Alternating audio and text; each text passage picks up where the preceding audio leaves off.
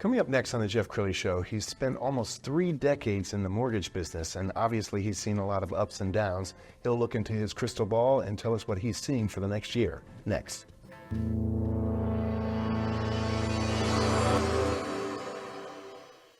Many are predicting that the worst is yet to come, which is unfortunate, said one person here.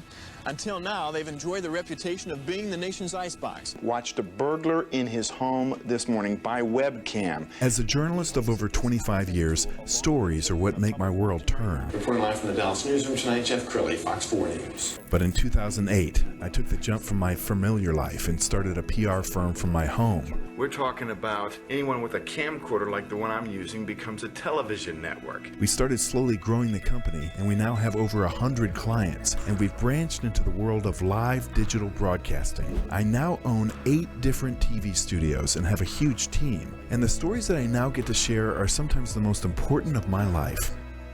Life has a funny way of coming around full circle. This is the Jeff Crilley Show.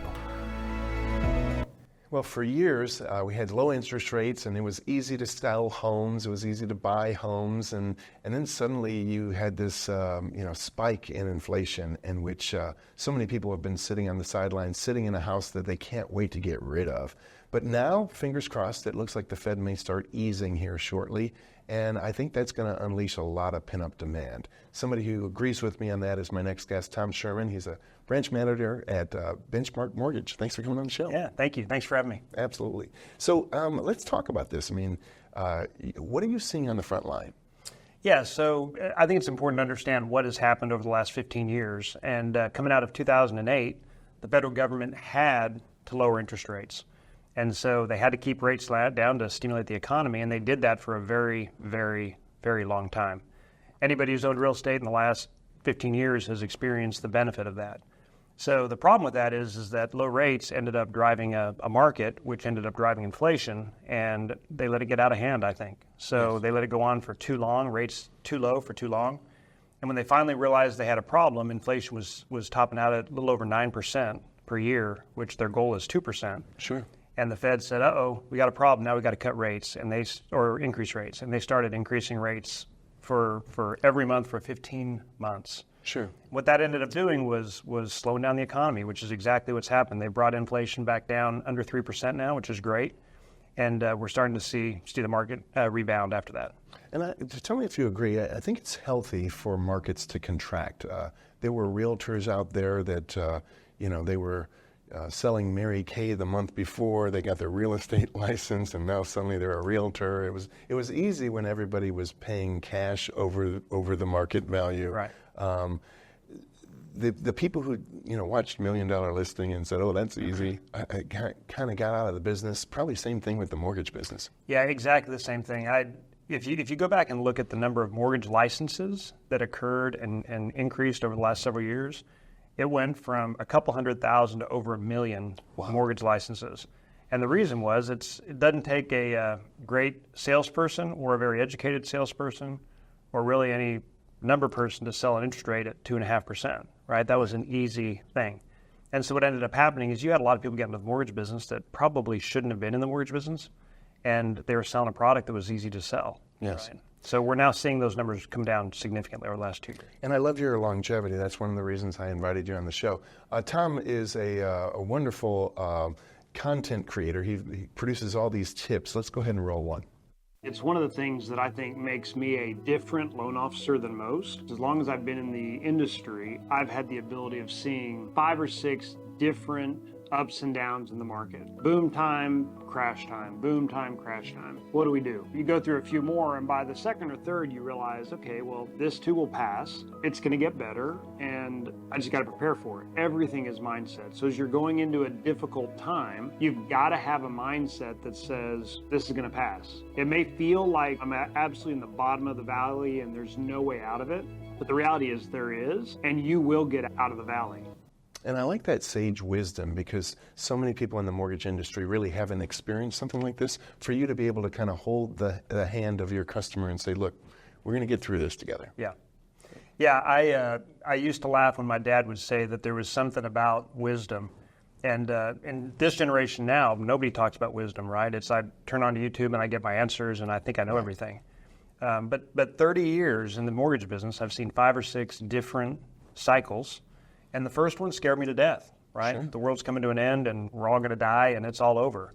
And by the second or third one, you realize that just doesn't happen. It's ups and downs, and the market goes up, the market comes down, and you just roll with it and look forward to the opposite side. Well, you've probably been doing this long enough that you're doing mortgages for the children of some of your original customers, I'm guessing. Yeah, I actually did my first grandchild. Did you really? Yeah, which was really, really good. Yeah. That's cool. Well, you and I have the same heart. It's not about a transaction, it's about a relationship.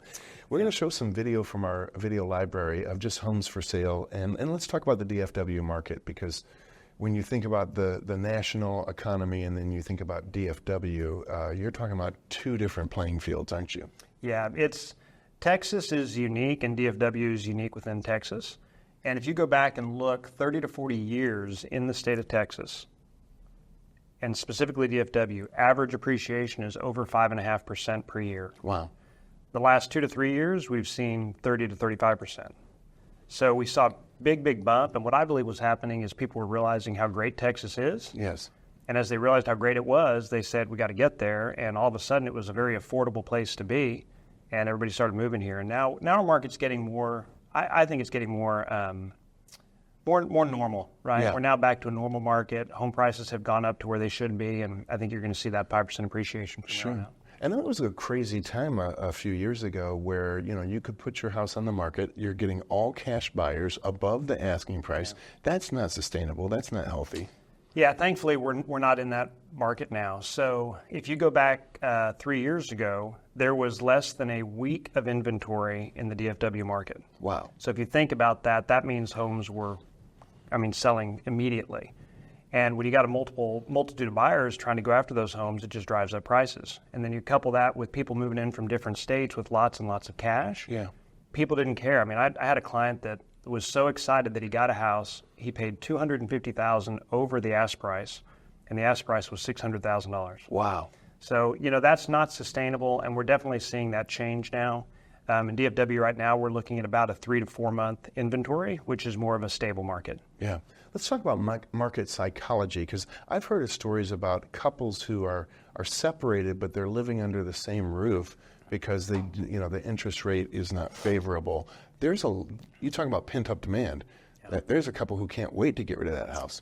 Yeah, believe it or not, that's something I've seen in my career here in the last few years that I had never seen before, where people were literally staying in the home together because they couldn't afford to move.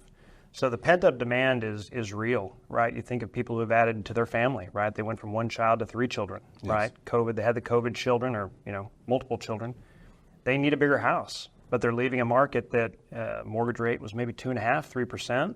The home that they bought for $250,000 is now $400,000. And so this is that pent-up demand that we're talking about. And as rates start coming down, I think you're going to see a lot of those buyers say, hey, it's time to make a move. Yeah. Which will be great for inventory and great for buyers. Okay, look into your crystal ball. I don't know how cloudy it is, but when the Fed starts easing, do you see an extended series of rate cuts? Yeah, what all of us in the industry are hoping for is a slow easing, right? Nobody likes a market that goes up really fast and then down really fast. And so what we're hoping is that they do have a slow easing over the next 6 to 8 months is what we're hoping. Yeah, and there's that old saying, don't fight the Fed. Yeah, don't fight the Fed, no question.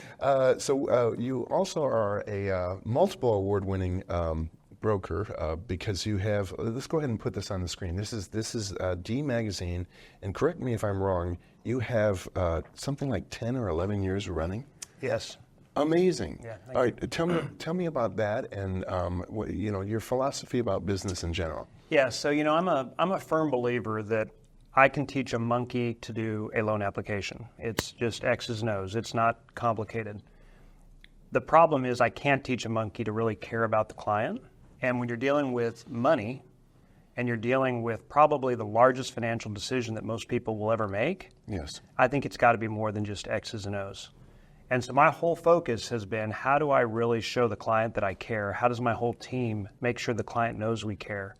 My tagline is, if your lender is not asking you what's important to you, the only thing that's important to them is them.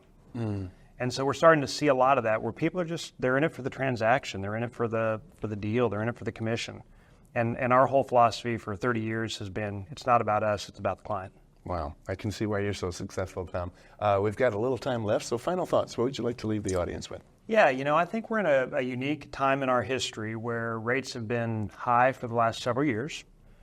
We peaked out a little over 8.5, and we're now over 1% below the high. So we're starting to see those rates come down. What that also means is we're seeing a lot of people enter the market that haven't been in the market in the last 3 years, and we're seeing tons of people get interested in refinancing again. We're encouraging every client, every person to make sure they do their due diligence, make sure they understand whether refinancing actually makes sense for them, and make sure that they're not just getting sold a bill of goods. Outstanding. You've been an amazing guest. We're going to leave you with his website, which is TomShermanLoans.com. The great Tom Sherman. Thanks for coming on the show. Great. Thank you very much. That's it for now. We'll see you next time.